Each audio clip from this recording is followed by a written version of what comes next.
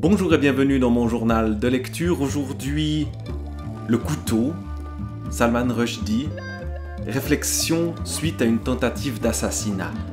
Salman Rushdie, écrivain condamné à mort par une fatwa après son livre Les versets sataniques, a failli être tué à coups de couteau lorsqu'il allait donner une conférence, et il y a survécu par miracle. Le terme miracle est un des termes qu'il discute d'ailleurs dans ce livre-là. Il ne croit pas trop au miracle, mais quand même, il y a survécu, et malgré des blessures, la perte d'un œil, une main qui a eu de la peine à refonctionner, d'autres blessures encore extrêmement graves, il a réussi à survivre à ceci, et il a réussi à se remettre à écrire, et notamment à écrire à partir de cet événement extrêmement traumatisant et extrêmement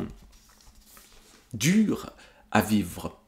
Et donc, il sort, après avoir failli être assassiné, ce livre sur le couteau, qui est un livre dédié aux hommes et aux femmes qui m'ont sauvé la vie, qui lui ont sauvé la vie, parce que il s'attarde un peu sur celui qui a essayé de le tuer, qu'il appelle le A, sans donner son nom complet.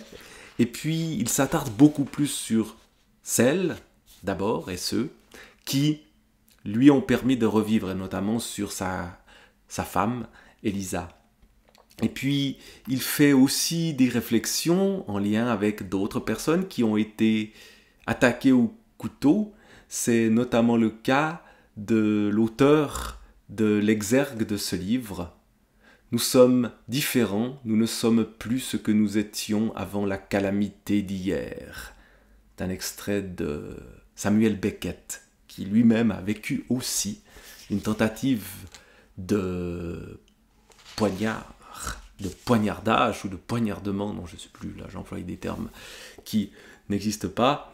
Bref, revenons à Salman Rushdie et à ce témoignage assez essentiel où il redonne son point de vue sur la liberté d'expression, sur son engagement, sur ce qu'il a fait avant et ce qu'il va faire après. Et donc c'est un livre qui est très très riche dans la diversité de ce qu'il va nous raconter. Tout commence donc par une première partie qui, évidemment, s'intitule « L'ange de la mort » et un premier chapitre, le couteau.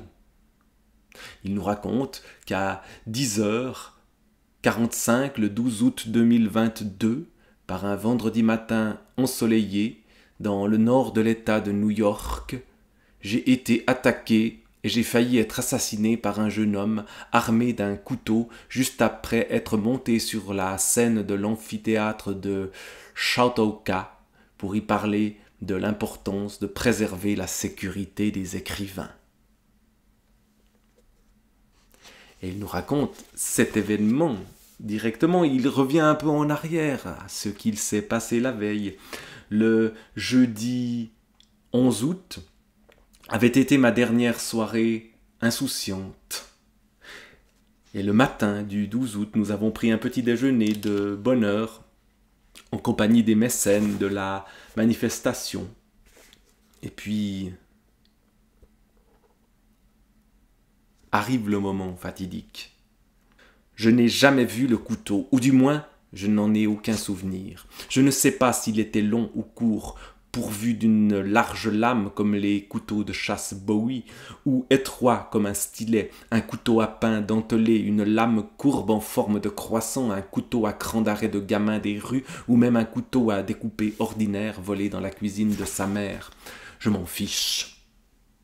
Elle a été bien assez efficace, cette arme invisible, et elle a accompli sa tâche. Et donc, il se fait poignarder. Il se demande un peu plus loin si il aurait dû se défendre. Il a été défendu par d'autres, mais Pourquoi ne me suis-je pas défendu?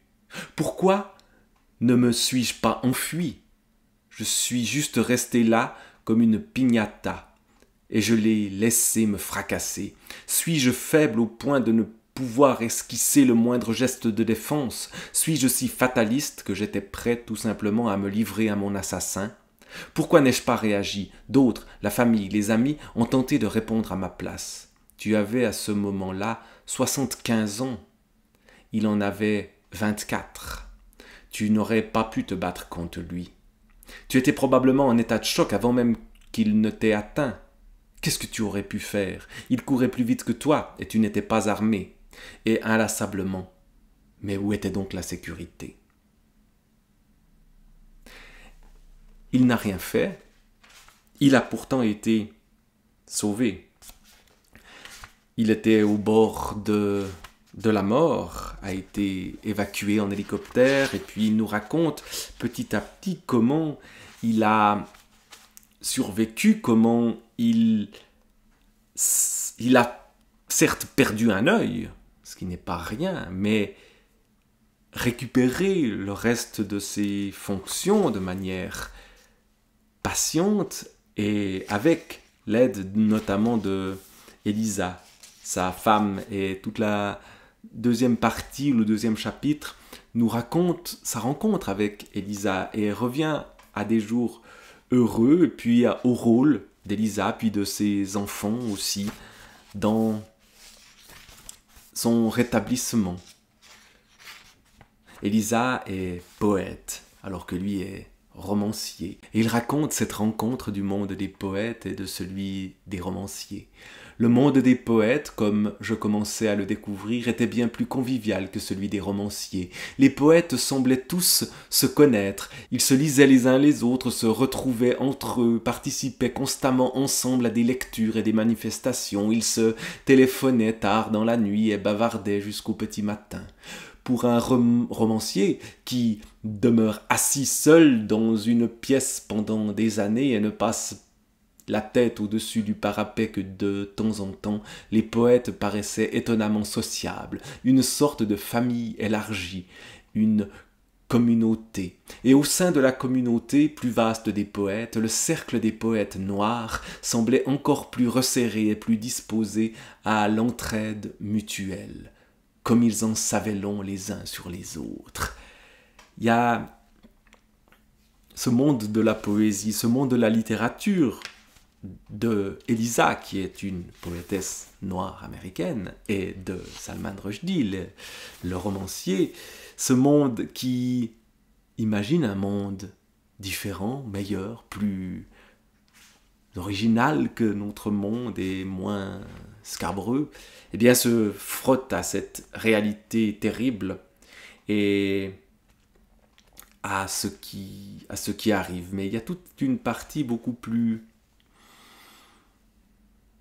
légère autour de cet amour qu'il a pour Elisa. Et puis, on revient bien sûr au moment où il y a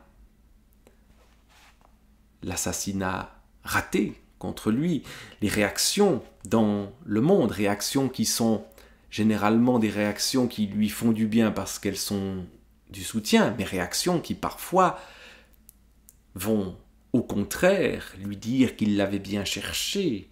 Et ce moment-là où l'on va dire à celui qui est la victime qu'il est peut-être coupable est d'une cruauté terrible. Et pourtant, il y a des manifestations pour lui.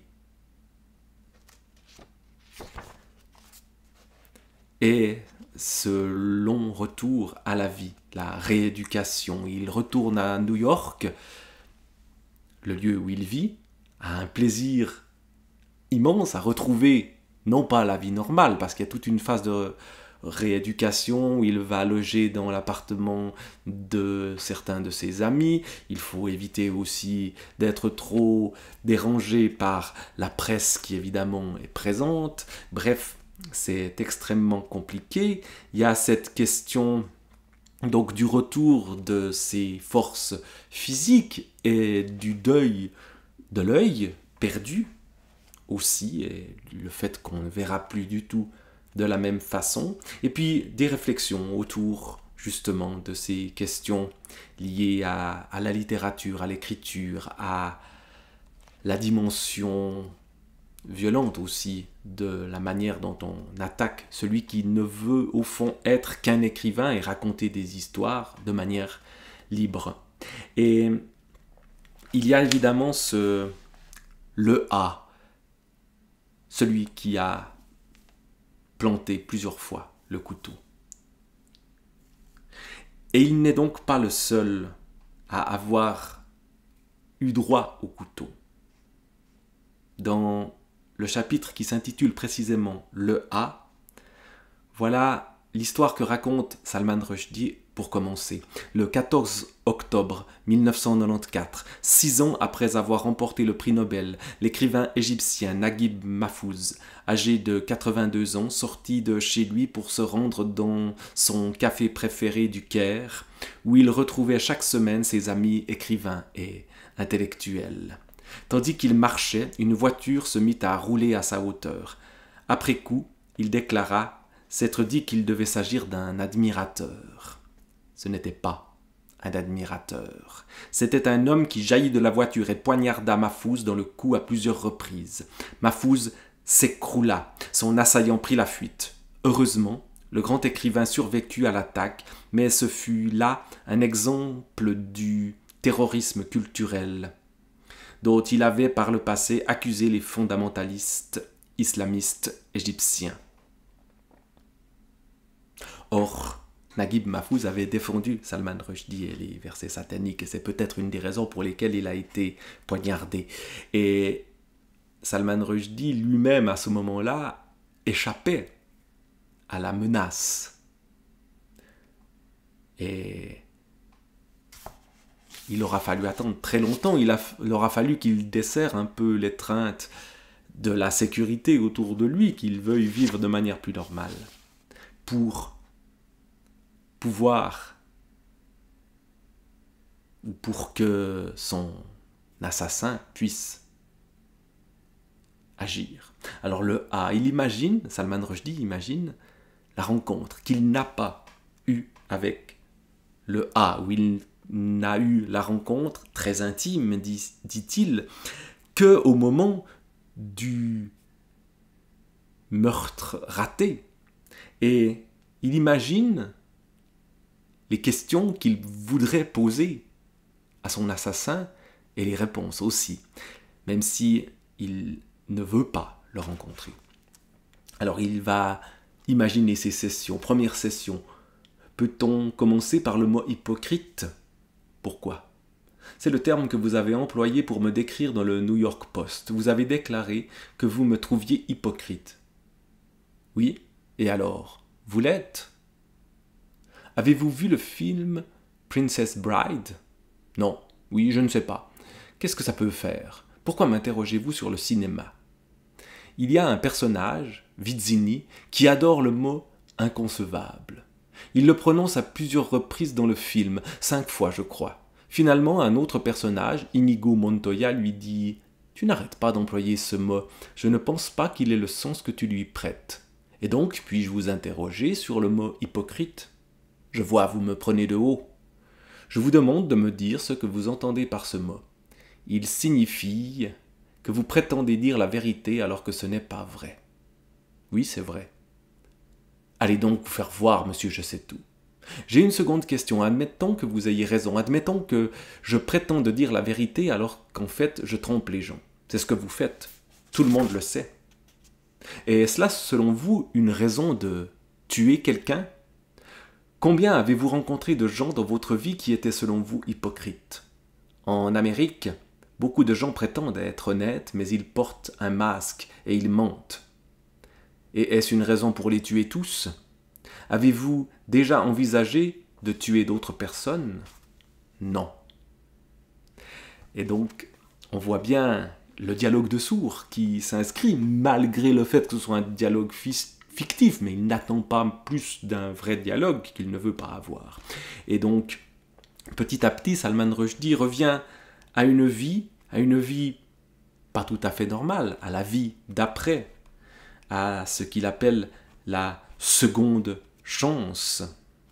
Et on lit ce témoignage et ces réflexions avec un intérêt très très important. Faut-il tourner la page? C'est le titre du dernier chapitre, tourner la page avec un point d'interrogation. Et la réponse n'est pas si simple que ça. Non, on ne tourne pas la page. Et oui, on la tourne quand même un peu. Et il se pose finalement cette question-là, qui suis-je? Suis-je encore celui que j'étais le 11 août? Ou suis-je devenu une autre personne? À certains égards, je suis manifestement diminué. Le mois du 11 août n'aurait jamais pris un sportif pour modèle, puisqu'il va effectivement se comparer, je ne sais plus à quel sportif, mais auparavant à un champion de cricket, donc du pays de ses origines, en Inde, qui justement a fait preuve d'une certaine résilience. C'est le terme qui vient à l'esprit, qui veut dire à peu près tout et n'importe quoi, mais il y a de ça quand même ici. Il est également vrai que d'autres semblent supposer qu'à présent je suis différent. Certains me posent la question, comment ce qui m'est arrivé va-t-il transformer ma façon d'écrire? L'un d'eux m'a comparé à Nietzsche, qui l'eût cru, parce qu'il avait dit, quand il avait commencé à perdre la vue, que sa façon d'écrire en avait été modifiée. On pouvait supposer que la mienne changerait également, à la fois sur la forme et sur le fond. Je réagis fermement à cette suggestion. Je ne pense pas que cela affecte, puisse affecter ou affectera en aucune façon mon style.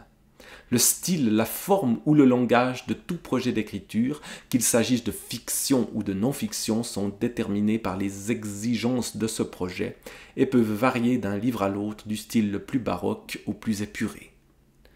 Je ne vois pas en quoi un acte de violence comme celui que j'ai vécu pourrait avoir une influence artistique. Donc non, il n'est pas changé. Et pourtant si quand même un peu. Mais il ne veut pas que cela le change trop. Et le livre se termine avec Elisa, son épouse. Il se termine sur les gens qui l'ont sauvé. Nous n'avons plus rien à faire ici. Il venait de revenir à Chautauqua, sur le lieu où il avait été poignardé. Nous n'avons plus rien à faire ici, dis-je à Elisa en lui prenant la main. Rentrons chez nous. Et